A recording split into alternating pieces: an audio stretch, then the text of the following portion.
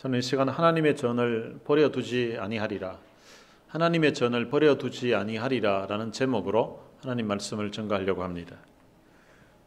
늘 말만 떠버리고 입으로 모든 것을 해결하는 그런 남편이 있었습니다. 한 번은 결혼 기념일이었는데 이 남편이 아내에게 이렇게 말을 했습니다.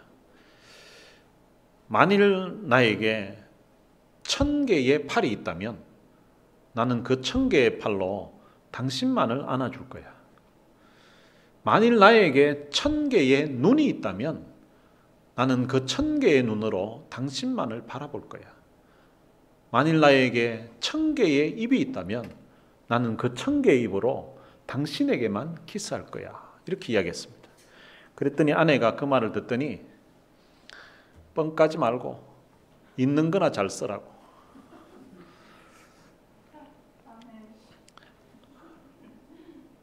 느헤미야 10장 1절에서 27절에 보면 언약을 세우고 그 언약에 임봉한 사람들이 기록되어 있습니다.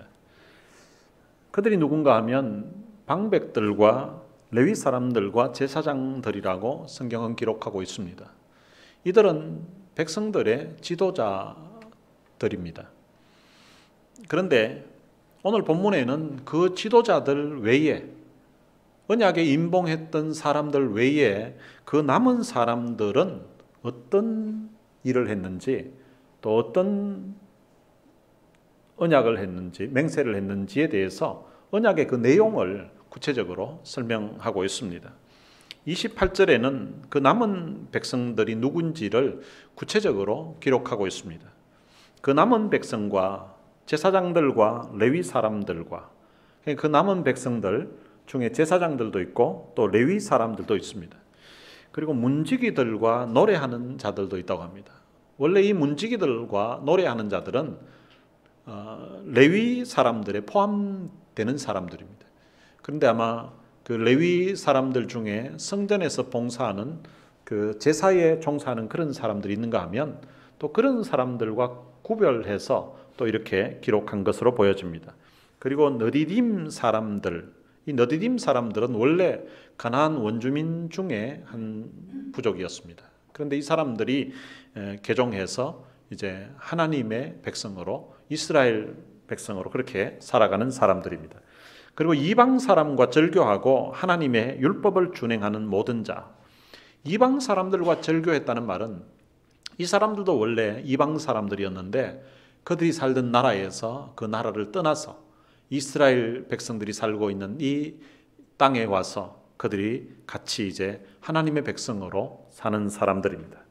그리고 그들의 아내와 그들의 자녀들, 곧 지식과 총명이 있는 자들, 여기에서 지식과 총명이 있다는 것은 언약했던 그 말씀의 의미가 무엇인지를 알고 그리고 함께 언약에 동참했던 그런 사람들을 말합니다. 이런 사람들이 29절에 보면 무엇을 읽는가 하면 다 그들의 형제 귀족들을 따라, 이 형제 귀족들은 앞부분에 언약을 세우고 거기에 임봉한 사람들입니다. 그 임봉한 사람들을 따라서 저주로 맹세했다고 합니다.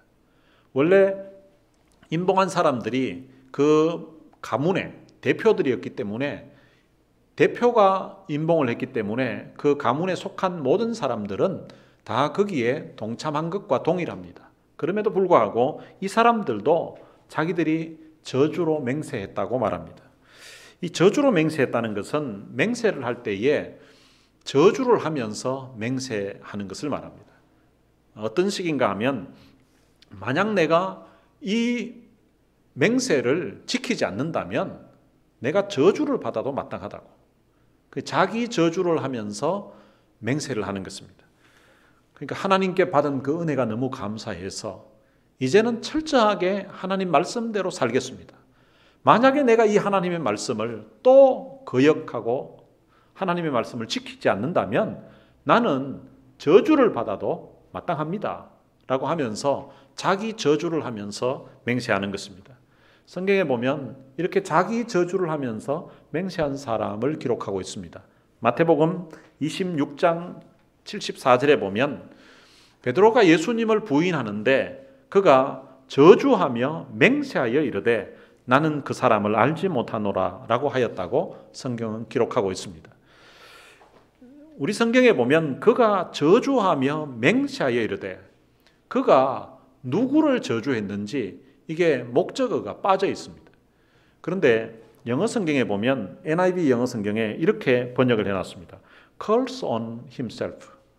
베드로가 자기 자신을 저주했다는 것입니다. 우리식으로 표현하면 이렇습니다. 내가 예수를 안다고? 난 예수 몰라. 만약에 내가 예수를 안다면 난 저주를 받아도 마땅해. 저주를 받아도 좋아.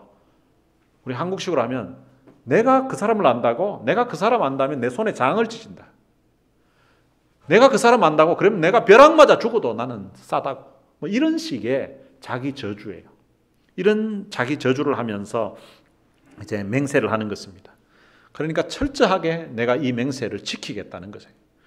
이 맹세를 지키겠다고 하는데, 그러면 이 맹세한 내용이 무엇인가? 그것이 오늘 본문 30절부터 마지막 절까지 자기 저주를 하면서 만약에 내가 이 법을 지키지 않으면, 이 맹세를 지키지 않으면 나는 저주받아도 마땅합니다 라고 하면서 그들이 하나님 앞에 맹세한 것입니다. 그 맹세한 내용이 30절에부터 시작하는데, 30절에는 우리의 딸들을 이 땅 백성에게 주지 아니하고 우리의 아들들을 위하여 그들의 딸들을 데려오지 아니하겠다고 합니다. 그러니까 자기 자녀들을 이방인들과 결혼시키지 않겠다는 것입니다. 하나님이 이스라엘 백성들에게 가나안 땅을 점령할 때에 거기에 있는 모든 원주민들을 다 진멸하라고 했습니다. 그런데 여호수아가 가나안을 정복하면서 다 진멸했는데 근데 남겨둔 곳이 있었습니다. 그 남겨둔 곳이 어딘가 하면 가사와 가드 그리고 아스돗입니다. 그런데 전쟁은 거쳤다고 성경은 기록하고 있습니다. 가나안 땅을 다 정복했는데 가사와 가드, 아스돗은 여전히 남아 있었습니다. 그럼에도 불구하고 전쟁은 거쳤고 더 이상 이제 전쟁이 가나안 땅에서 일어나지 않았다는 것입니다. 그런데 여호수아가 살고 있던 때에는 이 가사와 가드, 아스돗이 전혀 문제가 되지 않았습니다. 그런데 세월이 지나서 사사기에 들어가면서 이 장소들이 문제가 일어나기 시작했습니다. 가사에서 어떤 사람이 나오는가 하면 드릴라라는 여자가 나옵니다. 드릴라라는 여자가 나왔을 때는 그때 이스라엘 사사는 삼손이었습니다. 삼손이라는 뜻이 무엇인가 하면 강한 자라는 뜻이에요. 근데 가드 뜻이 무엇인가 하면 강한 곳이라는 뜻입니다. 이스라엘의 가장 강한 자가 나아갔는데 근데 그곳에서 나왔던 드릴라라는 여자 때문에 아주 비참하게 무너지는 그런 상황이 발생하게 됩니다. 그리고 가드에서는 누가 나오는가 하면 이 가드에서 골리앗이라는 사람이 나옵니다. 골리앗이 나와서 이스라엘 모든 군대를 두렵게 만들고 이스라엘이 그 앞에서 벌벌 떠는 그런 상황이 발생했습니다. 그리고 아스돗은 어떤 곳인가 하면 하나님의 임재의 상징인 언약궤, 그 법궤를 빼앗겼던 곳이 바로 이 아스돗입니다. 영적으로 보면 하나님의 임재, 하나님을 빼앗긴 그런 상황이에요. 그러니까 영적으로 보면 이스라엘 역사에 있어서 가장 수치스러운 일이 바로 이 하나님의 법궤를 빼앗긴 일입니다. 만약에 그때 당시 여호수아가 가사, 가드, 아스돗 저것도 없애 이렇게 말 한마디만 했으면 그때 당시 그것을 없애는 것은 일도 아니었습니다. 왜냐하면 가나안 정복 전쟁은 이스라엘 군사들이 전쟁 훈련이 잘 돼 있고 무기가 최신 무기라서 승리한 것이 아니었습니다. 하나님의 은혜로 그냥 밟기만 하면 다 승리할 수 있는 그런 전쟁이었습니다. 그런데 여호수아가 그것을 꼼꼼하게 챙기지 않았고 가사, 가드, 아스돗을 그냥 내버려 둔 것입니다. 그런데 그것이 나중에는 문제가 된 것입니다. 이방인과 결혼하는 것도 바로 이와 같은 원리입니다. 처음에 가사, 가드, 아스돗이 있었지만 이스라엘 백성들이 가나안 땅에서 정착해서 살아가는데 아무 문제가 안 되었습니다. 그들 때문에 두려운 일도 분쟁도 발생하지 않았습니다. 그런데 세월이 지나니까 이스라엘이 감당을 못하는 그런 존재로 성장했다는 것입니다. 결혼을 할 때도 마찬가지예요. 성경에서 보면 하나님의 딸들이 아름다운가, 세상의 딸들이 아름다운가, 창세기에 보면 세상의 딸들이 아름답다고 그렇게 되어 있습니다. 그러니까 요즘식으로 하면 교회 안에 이쁜 여자가 있는가 하면, 혹시 자기가 이쁘다고 생각하면 좀 양해를 하고 들으시기 바랍니다. 교회 안에 별로 이쁜 여자가 없는 거예요. 세상에 더 이쁜 여자가 더 많은 거예요. 교회 안에 능력 있는 남자가 많은가 하면 교회 안에보다는 교회 바깥에 능력 있는 남자가 더 많은 거예요. 그래서 결혼을 하려고 이래 보니까 이게 교회 오빠는 사람은 참 착하고 믿음은 좋은데 능력이 없는 것처럼 보이는 거예요. 근데 교회 바깥에 있는 세상의 오빠는 착한 것보다는 약간 나쁜 그런 모습도 있고, 거기에다가 이게 믿음은 없지만 능력이 있는 거예요. 그래서 그러면은 결혼을 하는데 누구를 하느냐? 순하고 착한 교회 오빠와 결혼을 하느냐? 아니면은 능력 있는 세상의 오빠랑 결혼하느냐? 생각해 보니까 이 교회 오빠랑 하니까 너무 능력이 없는 것 같아서 이제 결혼해서 살면 고생할 것 같은 거예요. 그래서 이제 일단 능력 있는, 돈이 많은 그런 오빠를 선택하기로 합니다. 그러면서 이런 생각을 합니다. 한 영혼 전도하지 뭐. 그렇게 해서 전도가 되는 경우가 있는가 하면 전도가 안 되는 경우가 있습니다. 통계적으로 보면 20%는 전도가 되는데 80%는 오히려 전도가 되는 것이 아니라 자기 신앙을 버리게 되는 그런 결과가 주어진다는 것입니다. 그러면 결혼식 할 때는 문제가 있느냐? 마치 가나안 땅에 가사, 가드, 아스돗이 있었지만 그들이 처음 여호수아 때 생활할 때는 아무 문제가 안 되었던 것처럼 처음 결혼식 할 때는 문제가 안 됩니다. 부모님이 장로님이거나 아니면은 권사님이거나 또 집사님일 경우에 이제 어릴 적부터 교회를 다녔기 때문에 내가 시집 가려고 하면 결혼 주례는 우리 교회 목사님이 주례해야 된다는 것을 알고 있습니다. 그리고 또 부모님도 당연히 자기가 교회에서 목사님의 주례를 통해서 결혼해야 된다는 것을 이제 이야기합니다. 그러니까 이제 자기 세상 오빠에게 이야기하는 거예요. 이야기해서 난 결혼을 하려고 하면 목사님 주례해서 내가 결혼식을 해야 된다고. 그러면 그 오빠는 이야기합니다. 자기도 좋아하고 사랑하니까 자기는 사실 목사님이 주례하나 신부님이 주례하나 스님이 주례하나 교수님이 주례하나 상관없는 거예요. 요즘 주례자도 없이 그냥 결혼식 하는 그런 결혼도 있거든요. 그러니까 그냥 결혼식 할 때 한 30분 그냥 뭔 소리를 하든 그냥 보내면 되는 거니까 그래요. 그럼 목사님 주례해도 난 괜찮다고 이렇게 이제 반응을 합니다. 그런데 우리 장로교에서는 담임 목사가 이제 주례를 하려고 하면 조건이 있습니다. 어떤 조건이 있는가 하면 결혼하는 두 사람 당사자가 세례교인이라야 목사가 주례할 수 있습니다. 그러니까 세례교인이 한쪽이 아니면은 담임 목사는 주례 못하게 되어 있습니다. 목사가 주례 못하게 되어 있는 거예요. 그러니까 이제 그 사정을 아니까 그 오빠에게 이야기를 하는 거예요. 목사님이 주례하려고 하면 오빠가 세례를 받아야 돼요. 그럼 세례는 어떻게 받아? 교회 한 6개월 나오면 우리 학습 받고 그리고 또 6개월 뒤에 이렇게 교육 좀 받으면 그 다음 세례 받을 수 있어. 그래? 그럼 내가 세례 받지 뭐. 이렇게 이야기합니다. 신앙도 없으면서도 그냥 가끔씩 교회 오고 이렇게 해서 이제 세례를 받게 됩니다. 근데 신혼생활 하는데 아무 문제 없습니다. 왜냐하면 그냥 보기에 나이스하고 그냥 보기에 또 능력 있고 하니까 그냥 괜찮았습니다. 근데 이제 세월이 지나가면서 직장에서 때로는 사업한다고 이제 바쁘다 보니까 이제 주중에 또 주말이 되면 이제 술자리 모임에 가게 됩니다. 토요일 저녁 늦게 밤새도록 술 마시고 돌아왔는데 주일날 교회를 오빠랑 가야 되는데 남편이랑 가야 되는데 남편 입에서 술 냄새가 펄펄 나는 거예요. 그래서 술 냄새 나는 가운데 교회를 데려갈 수가 없잖아요.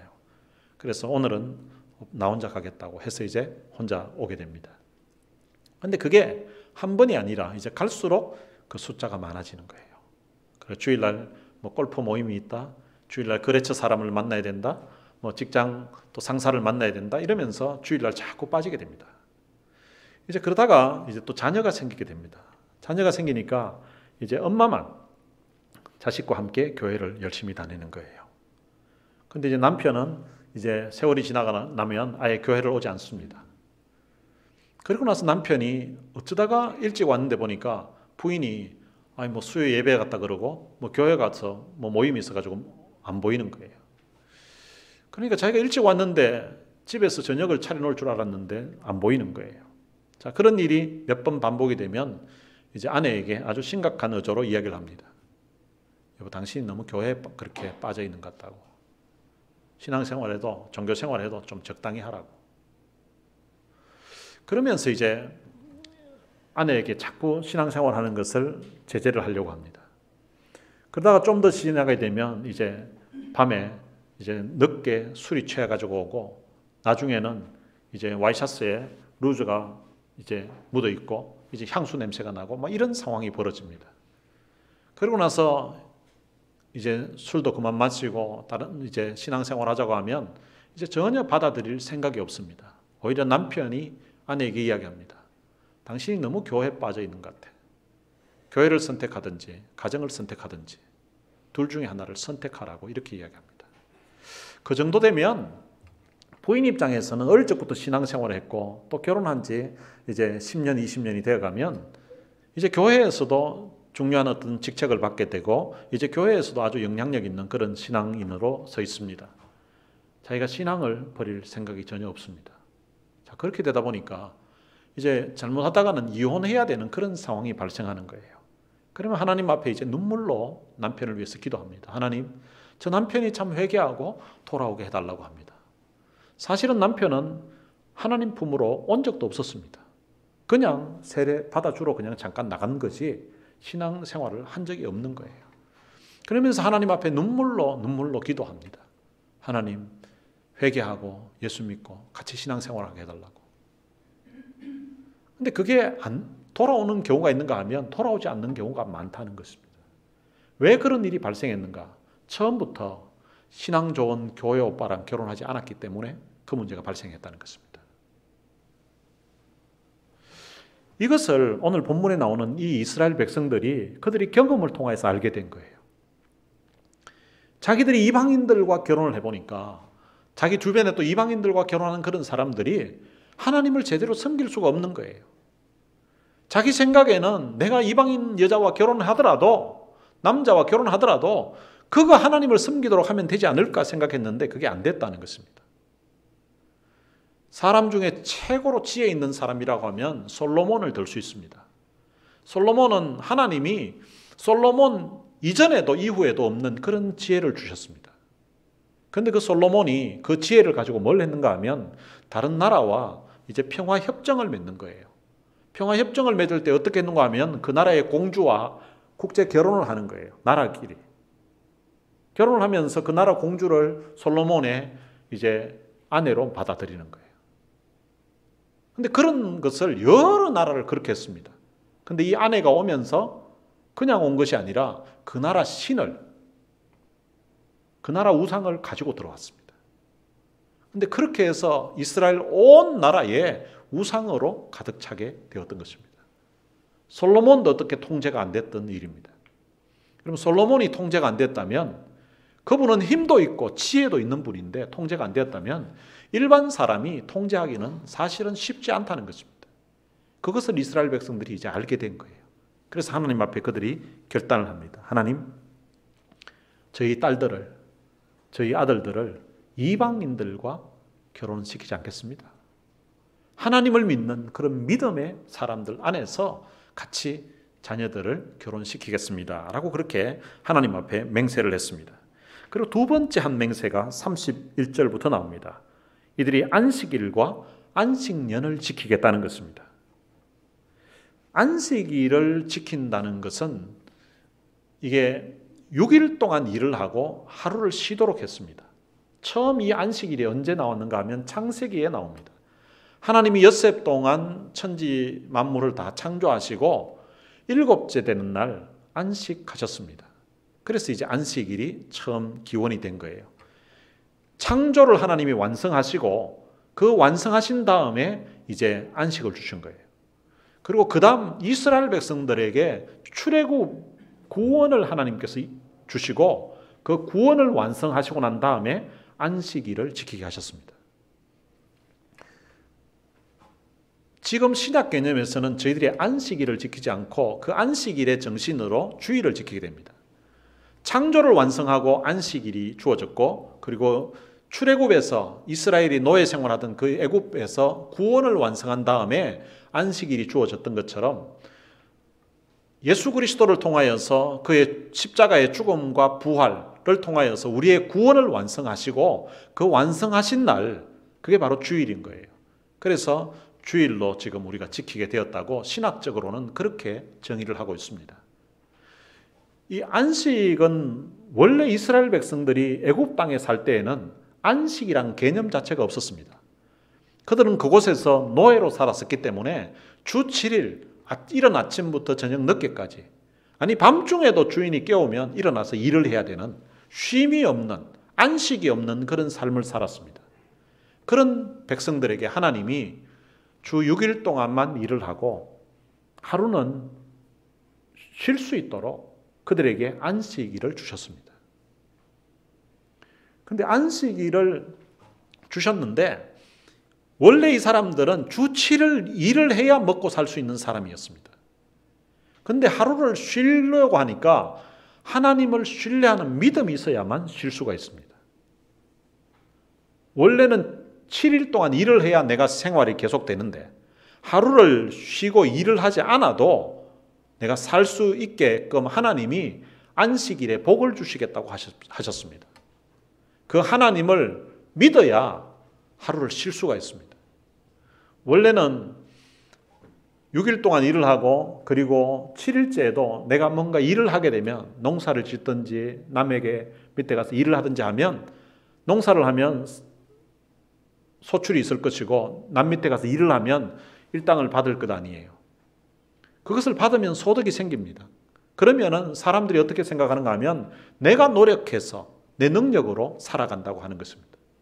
그런데 6일 동안 일을 하고 하루 쉬어도 내가 주 7일 일한 것처럼 내가 살아가는데, 먹고 사는데 지장이 없다는 것을 하나님이 책임지겠다고 하니까 하루 쉬는 거예요. 그리고 그날은 하나님 앞에 예배드리면서 하루를 보내는 거예요. 그런데 이 하나님이 먹이신다는 믿음이 없으면 하루를 일을 안 할 수가 없는 거예요. 이스라엘 백성들을 이 일을 훈련시키기 위해서 광야에서 훈련을 시켰습니다. 하나님이 만나를 주시는데 엿새 동안 아침에 일찍 나가면 만나가 쏟아져 있었습니다. 그런데 7일째에는 나가지 말라고 했습니다. 그 대신 6일째에 2배로 걷어들이라고 했습니다. 그런데 이스라엘 백성들 중에는 7일째에 나갔던 사람들이 있었습니다. 나가니까 아무것도 없었습니다. 그 나갔던 사람들은 하나님의 말씀을 믿지 않았던 거예요. 6일 동안 계속 내렸기 때문에 7일째도 가면 있을 것이라고 그들은 기대하고 있을 것이라고 생각했던 거예요. 그런데 나가보니까 없었다는 것입니다. 이스라엘 백성들이 하나님을 향한 그 믿음이 식어지고 나니까 자기가 안식일에도 일을 하면 소득이 생기는 거예요. 그러니까 안식일을 쉴 수가 없었던 거예요. 그런데 이제 하나님의 은혜를 깨닫고 나니까 안식일 날 쉬겠다고 결단을 한 거예요. 안식일 날은 하나님을 예배하면서 하루를 지키겠다고 그렇게 결단한 것입니다. 그리고 그 다음 안식년을 지키겠다고 합니다. 이 안식년은 농사를 짓는 사람이 6년 동안 이제 밭에서 논에서 일을 합니다. 그렇게 일을 하고 난 다음에 그 다음 7년째 되는 해에는 농사를 안 짓는 거예요. 마치 안식일 날 6일 동안 일하던 사람이 하루 쉬는 것처럼 땅을 6년 동안 그 땅에서 농사를 짓고 1년은 농사를 짓지 않고 그냥 내버려 두는 거예요. 땅이 쉬게 하는 거예요. 여러분, 안식일을 제대로 안 지켰던 이스라엘 백성들이 안식년을 지켰겠습니까? 더더욱 못 지키죠. 이거는 1년을 아예 농사를 안 지어야 되니까 1년 동안 소출이 씨만 뿌리면 심으면 소출이 생기는데 이걸 왜 안 해? 하고 일을 한 거예요. 농사를 짓는 그런 전문가들의 말에 의하면 해마다 이렇게 농사를 계속 짓는 거하고 6년 동안 농사를 짓고 한 해 동안 그냥 묵혀두었다가 그 다음에 농사를 짓게 되면 소출이 훨씬 더 많아진다고 합니다. 계속 씨를 심는 것보다는. 사람도 그렇죠. 사람도 하루를 일을 하면서 쉬는 시간이 없이 계속해서 8시간을 일하는 거하고 중간에 한 50분 일하고 한번 10분 쉬었다가 일을 하고 또 50분 일하고 또 한 10분 쉬는 거하고 그리고 또 점심시간 또 식사를 하면서 쉬었다가 그 다음 또 일하는 거하고 전체 이렇게 지나가 보면 쉼을 가진 사람이 훨씬 더 일을 효율적으로 더 많이 한다는 것입니다. 땅도 바로 그런데 이스라엘 백성들이 이 안식년을 제대로 안 지킨 거예요. 그렇게 되니까 하나님이 땅을 강제로 쉬도록 만듭니다. 어떻게 했는가 하면 바벨론에 의해서 이스라엘이 아예 망하게 됩니다. 유다가.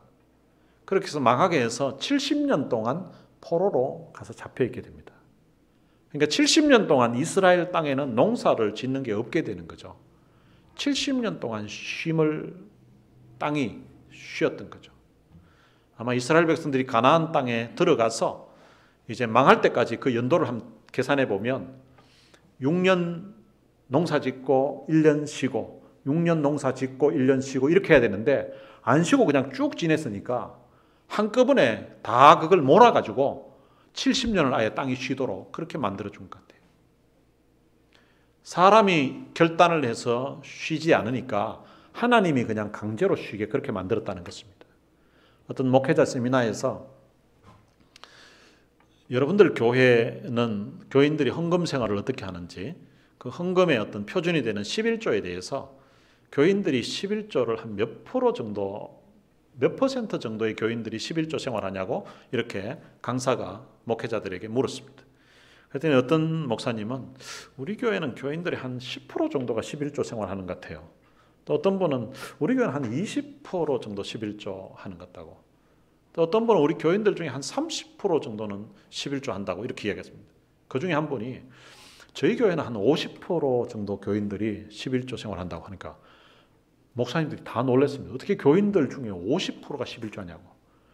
근데 더 놀라운 일이 있었습니다. 어떤 목사님이 저희 교회 교인들은 100% 11조 합니다. 이렇게 되는 거예요.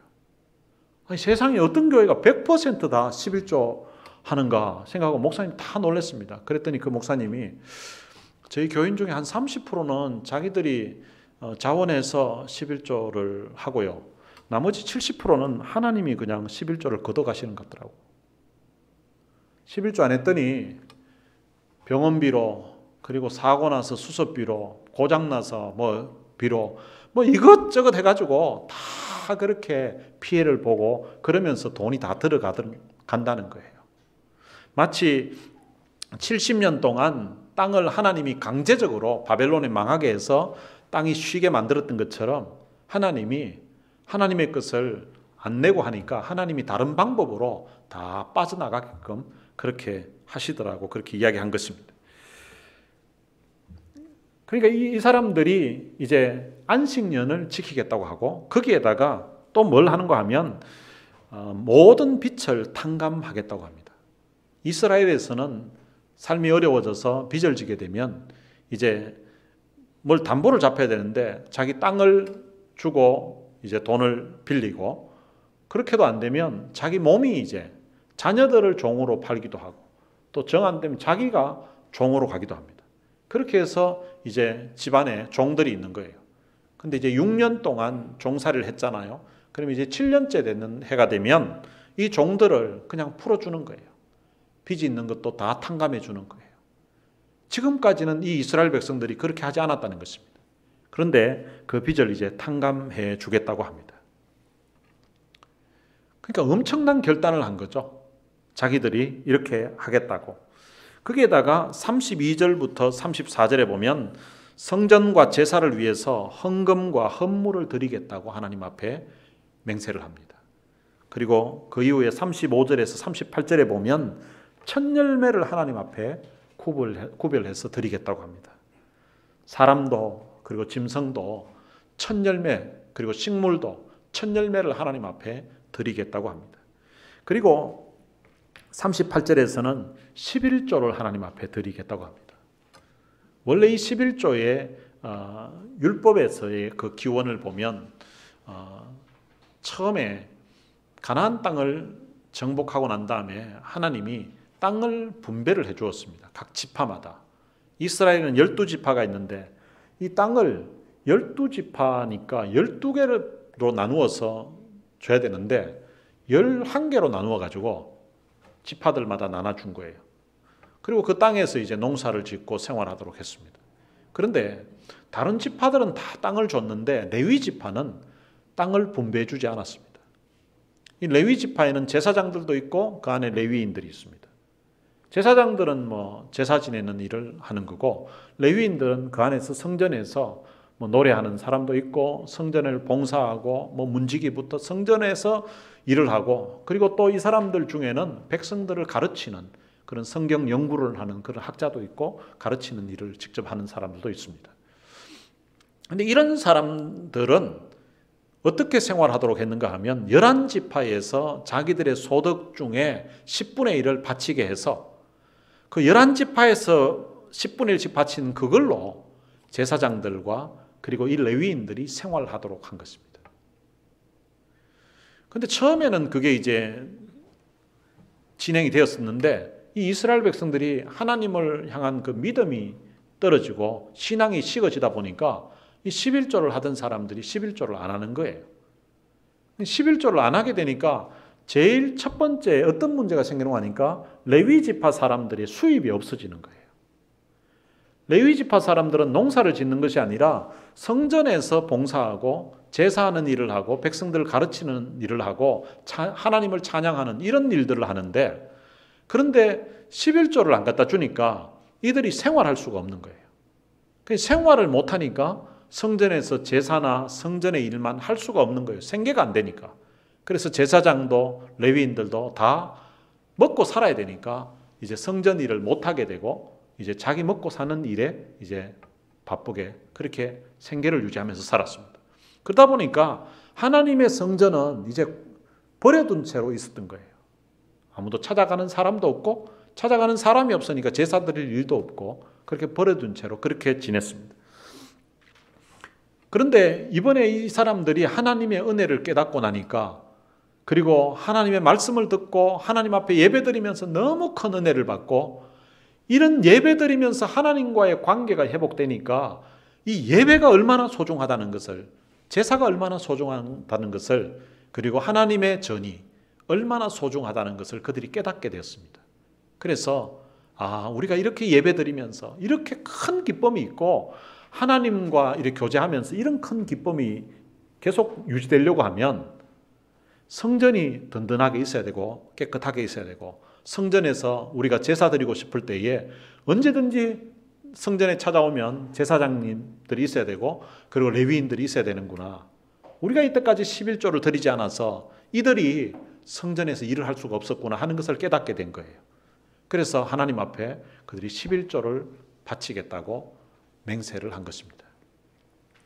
그럼 11조를 하지 않던 사람이 갑자기 11조를 하려고 하면 이게 쉬운 일이 아닙니다.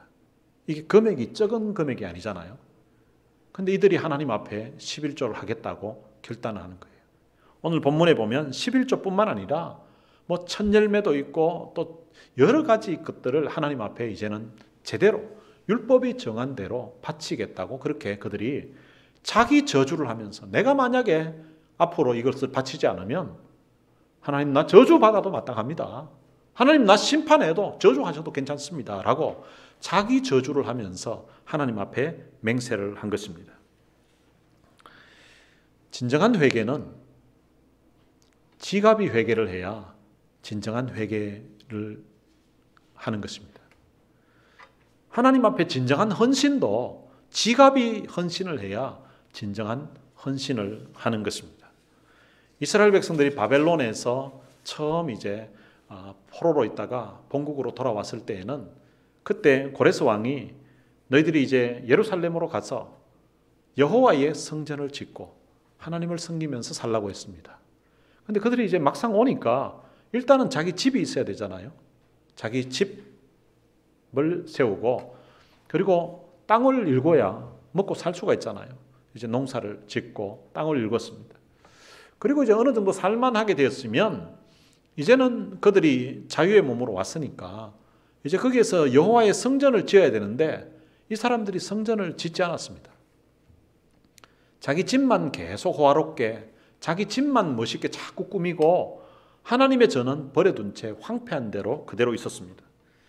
그 상황을 학개서에서 보면 이렇게 하나님이 이스라엘 백성들을 향하여서 이렇게 말씀하고 있습니다. 이 성전이 황폐하였거늘 너희가 이때에 판벽한 집에 거주하는 것이 옳으냐. 이 판벽한 집이라는 것은 아주 호화롭게 꾸며있는 그런 집을 의미합니다. 성전은 너무나 황폐한데, 내 집은 너무나 황폐한데 너희들은 너희 집은 그렇게 잘 꾸미면서 성전은 왜 이 모양으로 있냐고. 이스라엘 백성들 생각에는 아직 여호와의 성전은 지을 때가 아니라고 생각했습니다. 아직 우리 집 더 잘 꾸며놓고 우리 집 더 멋있게 해놔놓고 나중에 돈 많이 벌면 뭐 로또라도 당첨이 되면 뭐 이런 식으로 그때 여유가 있으면 하지 하고 하나님의 전은 늘 순서에서 밀려났던 것입니다. 근데 하나님이 기다리시다가 너희가 이거 너무한 거 아니냐고. 너희 집은 이렇게 호화롭게 잘 꾸미면서 왜 내 집은 이렇게 황폐하게 있냐고 했더니 이제 그때 이제 총독 스룹바벨을 중심으로 이제 성전을 짓게 되었습니다. 성전을 지었습니다. 성전을 지었는데 성전을 스룹바벨이 짓고 난 다음에 오늘 본문에 느헤미야가 활동하던 때는 세월이 얼마나 지났는가 하면 약 70년의 세월이 지났습니다. 그러니까 성전을 지었던 그 세대는 거의 다 이제 돌아가셨다고 봐야 됩니다. 그 다음 세대들입니다. 그 다음 세대들은 이 성전을 아예 버려두고 살았던 거예요.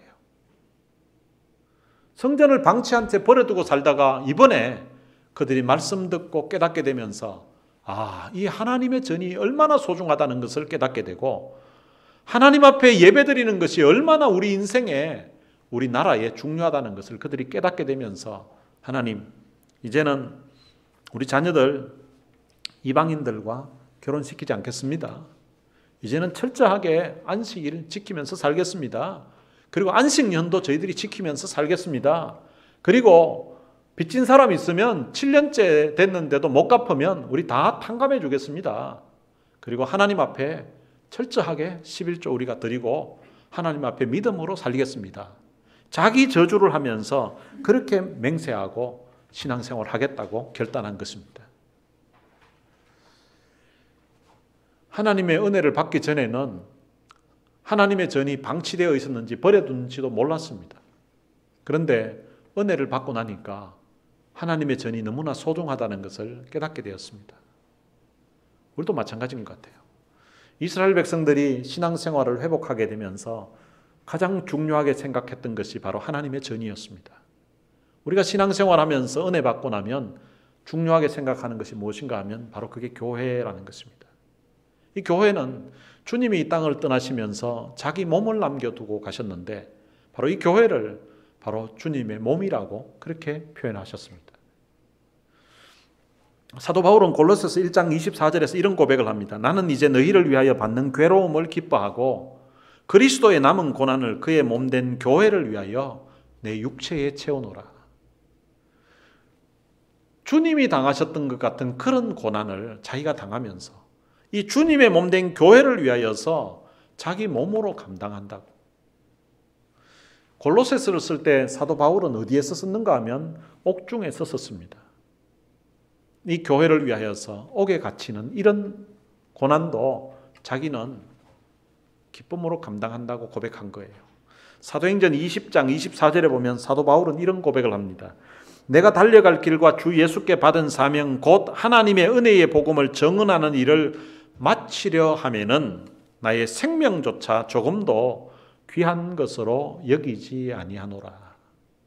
사도 바울은 주님의 몸된 교회를 섬기면서 자기 몸으로 자기 생명조차 조금도 귀한 것으로 여기지 않는다고 하면서 그렇게 주님을 섬긴다고 그렇게 고백하고 있습니다. 오늘 본문에서 은혜를 받았던 이 백성들도 마찬가지입니다. 하나님의 은혜를 경험하고 나니까 그 하나님의 은혜가 너무 소중해서 이제는 이 하나님의 전을 버려두지 않겠다고 그렇게 고백을 합니다. 여러분, 마지막에 나오는 이 하나님의 전을 버려두지 아니하리라는 이 고백이 앞부분에 나오는 이 모든 것들의 결정물이라고 할 수 있습니다.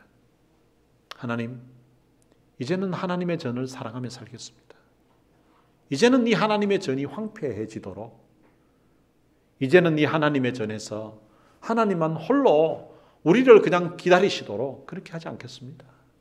이제는 자주자주 하나님의 전에 다가가고, 그리고 이 하나님의 전이 아름답게 유지될 수 있도록 우리 집뿐만 아니라 이 하나님의 전을 우리는 너무 소중하게 그렇게 대하겠습니다 라는 그런 결단이 바로 이들에게 있는 것입니다.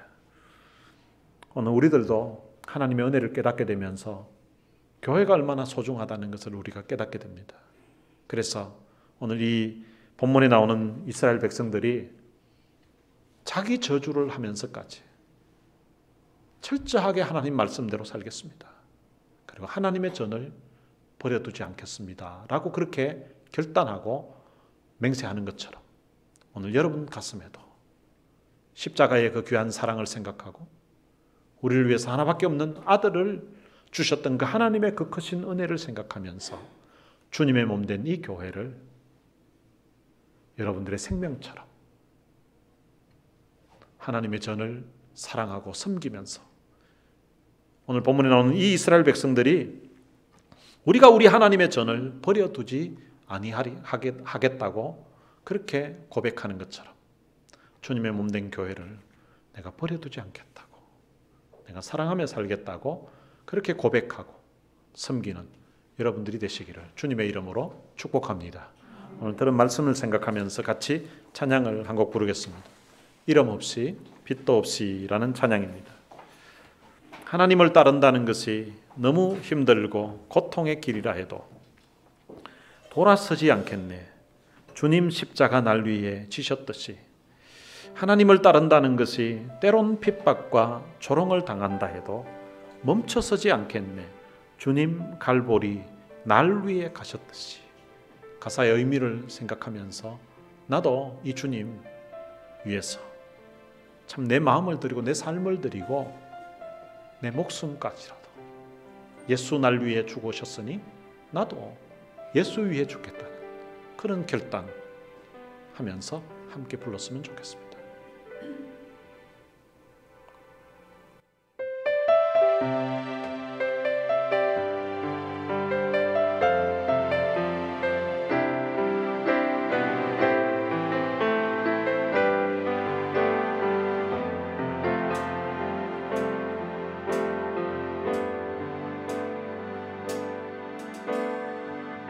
하나님을 따른다는 것이 너무 힘들고 고통의 길이라 해도 돌아서지 않겠네. 주님 십자가 날 위해 지셨듯이 하나님을 따른다는 것이 때론 핍박과 조롱을 당한다 해도 멈춰서지 않겠네.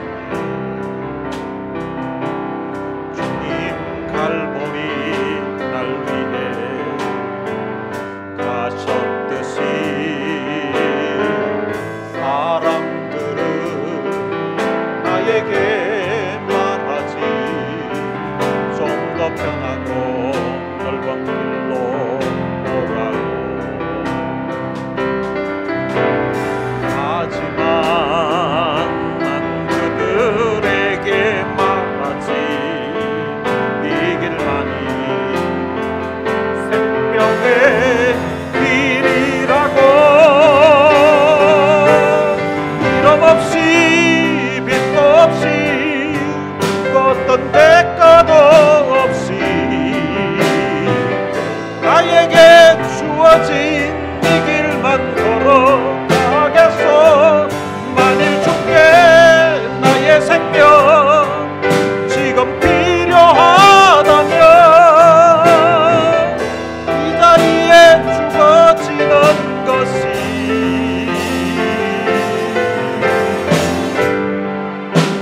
나의 삶이니까요.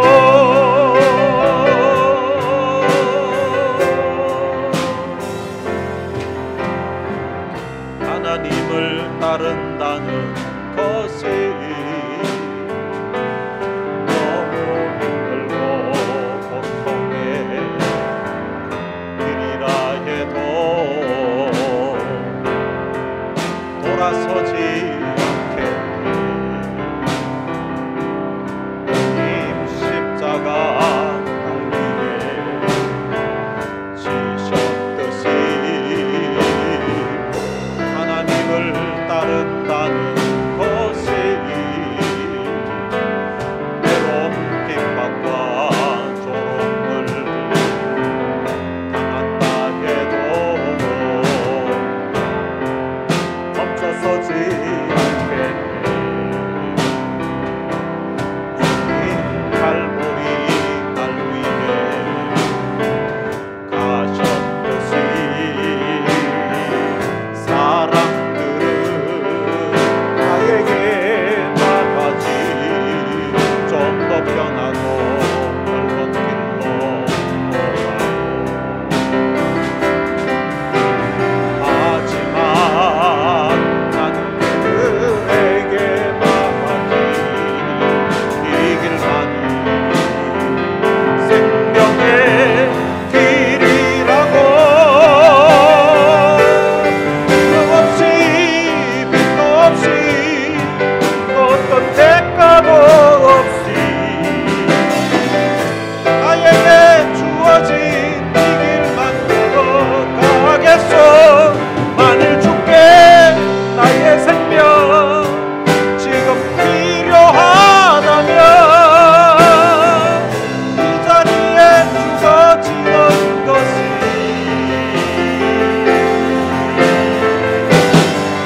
주님 뜻이니까요. 이름 없이 빛도 없이 어떤 색깔도 없이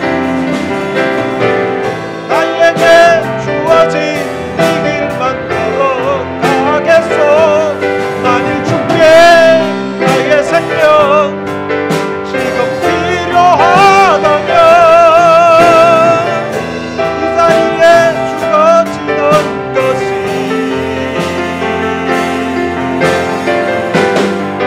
나의 삶이니까요. 이름 없이 빛도 없이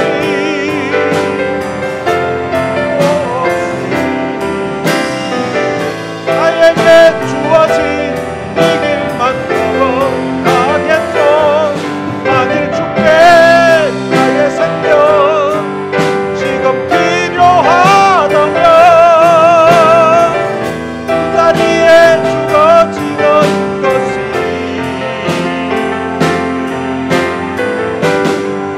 주님 뜻이니까요.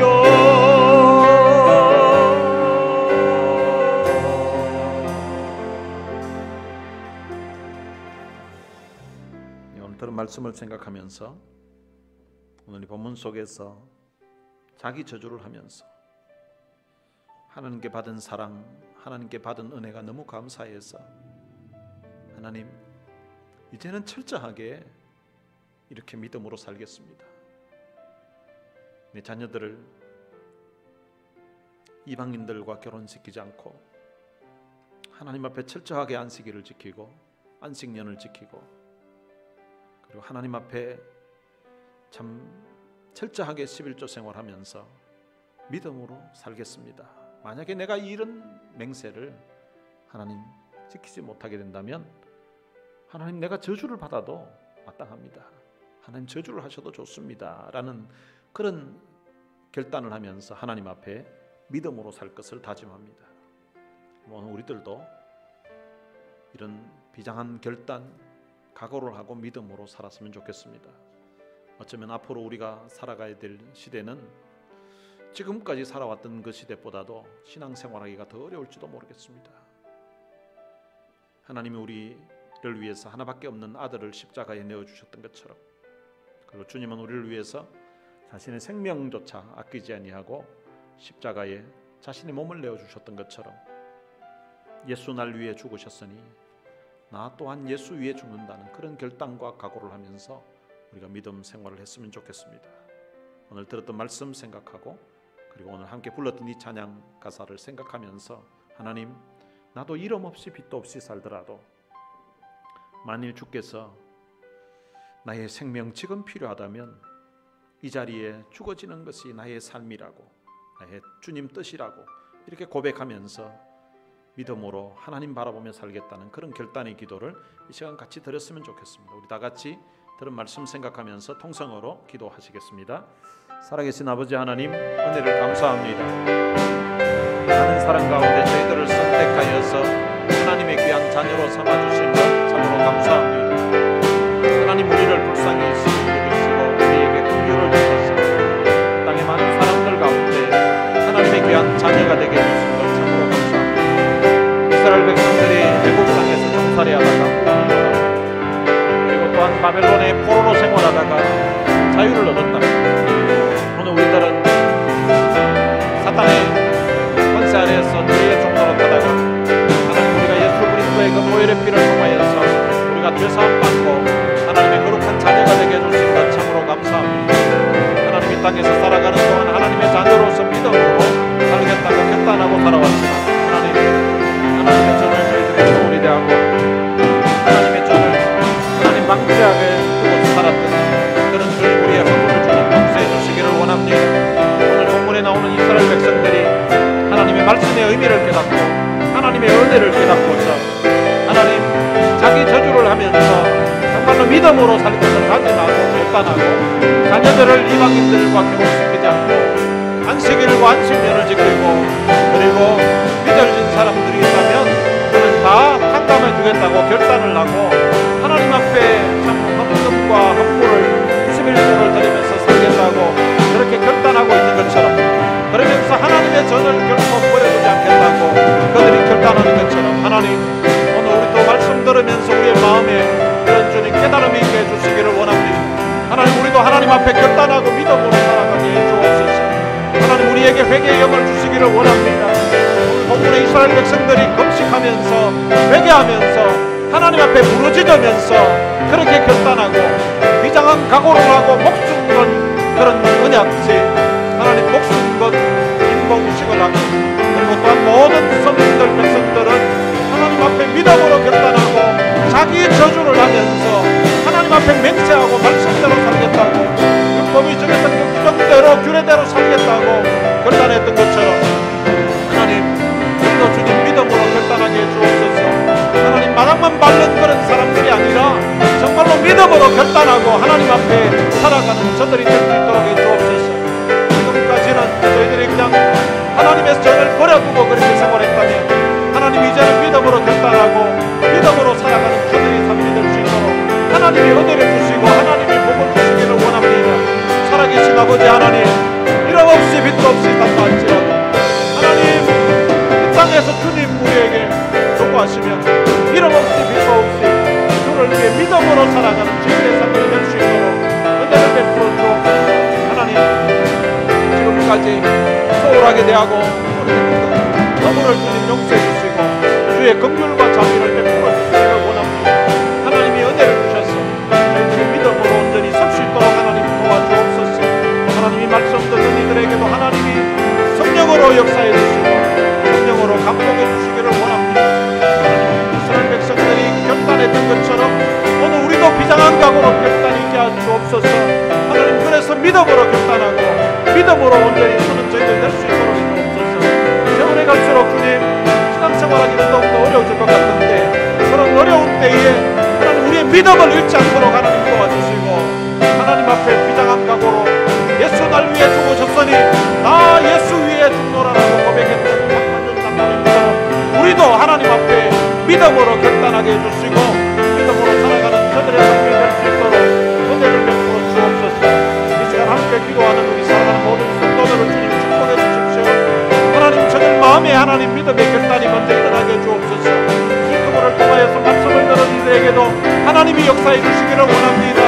하나님 앞에 하나님의 전을 버려두지 않겠다고 결단하게 해주시고 주님의 몸된 교회를 위하여서 정말로 주님 우리도 목숨 걸고 믿음으로 사는 저희들 될 수 있도록 우리 하나님 은혜를 베풀어 주옵소서. 그동안 하나님 앞에 온전하게 생활하지 않고 하나님 앞에 믿음으로 결단하고 사는 그들의 지갑이 회개하는 역사가 일어나게 해주시고 그들의 지갑이 헌신하는 역사가 일어날 수 있도록 우리 하나님이 도우시옵소서. 하나님의 역사에 도옵소서. 우리 감사합니다. 온 성도들의 심령에 말씀을 통한 도전이 일어나게 해주시고 하나님이 말씀 듣고 하나님의 전을 버려두지 아니하고 믿음으로 온전히 살 수 있도록 은혜를 주시고 하나님 앞에 결단하고 새롭게 신앙생활할 수 있도록 역사에 주옵소서. 하나님 말씀이 살아 움직이게 해주시고 많은 영혼들이 주님께로 돌아오고 주님의 몸된 교회를 사랑하게 되는 그런 놀라운 역사에 이르게 해주시옵소서. 주님이 역사해 주시고 주님이 붙들어 주시옵소서.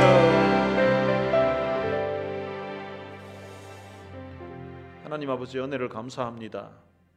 하나님의 말씀을 통하여서 은혜 받은 이스라엘 백성들이 하나님 앞에 언약을 세우고 그리고 하나님 앞에 결단코 변하지 않겠다고 인봉을 하였던 그 지도자들과 같이 그리고 일반 백성들도 하나님 앞에 자기 자신을 저주하면서 하나님 앞에 저주로 맹세하고 믿음으로 살 것을 결단했던 것처럼 하나님 저희들도 이 말씀 듣고 마음에 새로운 결단이 있게 해주시고 하나님 앞에 믿음으로 살아가는 저희들 될 수 있도록 은혜를 베풀어 주옵소서. 우리를 위해서 하나밖에 없는 아들을 십자가에 내어주셨던 그 크신 하나님의 은혜를 우리의 마음에 간직하고 우리를 위해서 친히 십자가의 그 고통의 자리에 자기의 목숨을 내어주셨던 그 주님의 귀한 사랑을 생각하면서 우리도 주님 앞에 새롭게 결단하고 그냥 교회 마당만 밟는 것이 아니라 하나님 앞에 믿음으로 살아가는 저들의 삶이 될 수 있도록 은혜를 베풀어 주옵소서. 우리 주 예수 그리스도의 은혜와 하나님의 무한하신 사랑과 성령님의 위로 교통 충만하심이 받은 은혜 받은 사랑 생각하면서 우리가 우리 하나님의 전을 버려두지 않겠다고 주님의 몸된 교회를 참 사랑하며 살겠다고 결단하는 주의 귀한 자녀들 머리머리 위에 이제로부터 영원토록 함께 있을지어다. 아멘.